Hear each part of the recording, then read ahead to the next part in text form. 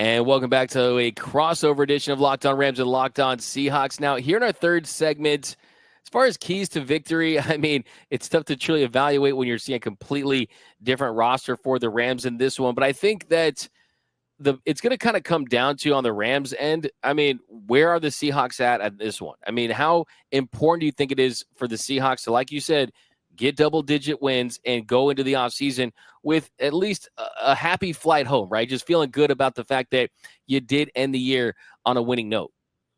Yeah, I think it's still an important game from that standpoint. And I think that especially your veterans on the roster, the Leonard Williamses, the Geno Smiths of the world, like they don't want to go into the offseason with a bad taste in their mouth. Like they want to at least have their heads held high. Hey, let's go win a football game. Let's go to 4-2 in the NFC West, which they went 2-4 against the division last year.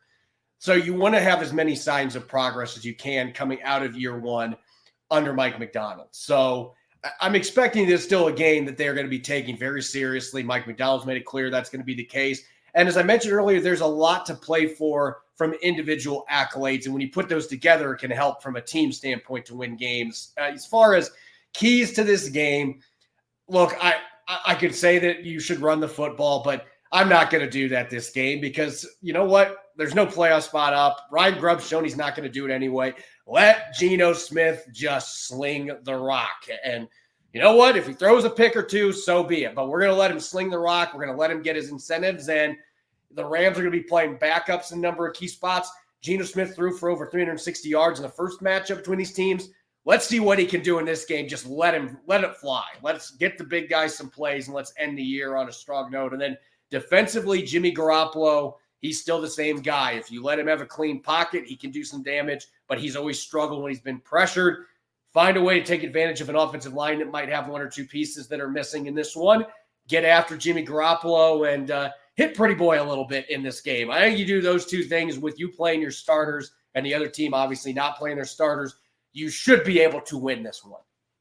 Yeah, I think if you're the Rams, I mean, it's kind of a culture game for you, right? I mean, you look at last season, you played Puka in the first half for a little bit so we get the record. He comes out to finish it off in the second half, and you get that win, and you still rested Mr. Matthew Stafford. So, look, just because you rest your starters does not mean you can't get a win, and if you get a win, it could help you improve massive in the playoffs. So I think that this is one of those where you want to see Jimmy Garoppolo comfortable in executing that offense. You want to see balance. And if this game's close, if the Rams have an opportunity to win it, then the focus really becomes, hey, I would much rather play a team like the Commanders, who, as good as Jaden Daniels is, he is the real deal. He is going to be a star in this league for a long time. He's still a rookie quarterback coming on the road to win a playoff game. I would much rather face off against the Commanders then the Vikings, then the Lions. I think the Packers, like you said, are an extremely very talented and dangerous team that is going to have to be dealt with, and they beat the Rams earlier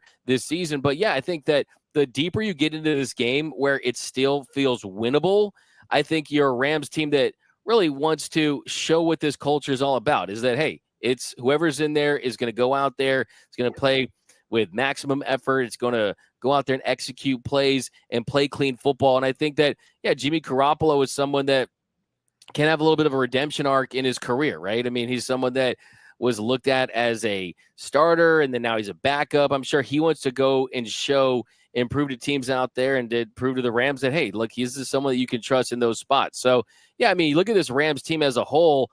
I mean, they win this division with the second youngest team in the National Football League after a 1-4 start, and then the second most difficult schedule in the league. So you consider all those things, the odds were kind of stacked against them to even make the playoffs, and now they're a home underdog playing with backup. So it just feels like this team with McVay, like they're on the side of winning. So I wouldn't be shocked if the Rams were to win this one. But I want to ask you, Corbin, with the rest of the way, I know you're a big football guy, Super Bowl wise, are you going to be rooting for your NFC West team in the Rams in the Super Bowl? I mean, to go to the Super Bowl, I mean, where do you think the NFC goes as far as how it plays out? Do you think the Rams have a chance at a deep run? You going to pull for us? You going to pull for the Rams? And where are you at with that?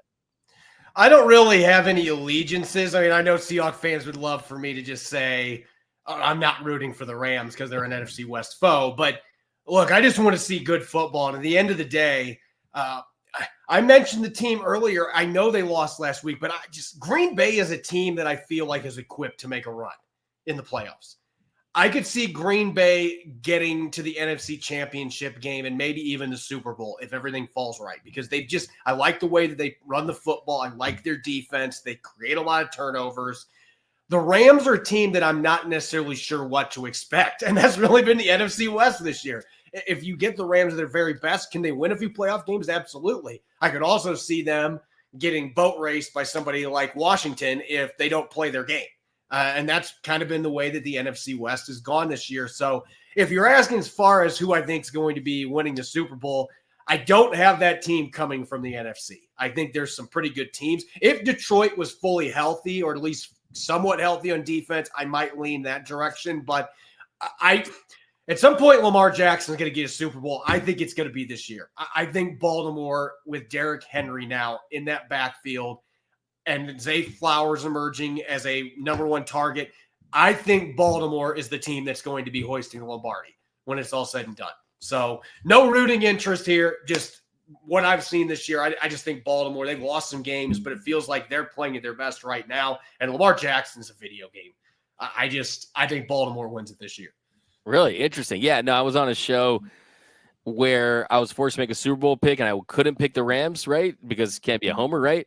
And I had the Bills over the Packers during the preseason. Buffalo's the other team that I would have in that discussion. Absolutely. At some point, the Bills have to win the Super Bowl. I mean, I guess they don't have to, but I mean, from a roster standpoint, it just maybe Josh Allen playing the way he is. I would love to see Lamar Jackson get a Super Bowl at some point, and that Ravens team get over the hump. That'd be pretty fun if it weren't for the Los Angeles Rams. But yeah, I tend to agree with you. I mean, the NFC and the AFC, it's been an interesting year from top to bottom. I will say though that if you were to ask any of these teams in the NFC, if you were going to have their players write on a piece of paper which team they would not want to face, the Rams are one of those teams. I mean, you kind of are on a house money type season where a lot of these teams you're mentioning. I mean, it's Super Bowl window. I mean, there's a Super Bowl expectation and pressure. Rams won one a couple years ago. No, not a lot of people expected this team to win this division, let alone compete for a Super Bowl. So when you're playing like that, you combine it with the fact you have a Super Bowl winning head coach in Sean McVay, a talented Super Bowl winning quarterback that still wants to win more Super Bowls and continue to pad his Hall of Fame resume in Matthew Stafford, they could be a very, very dangerous team.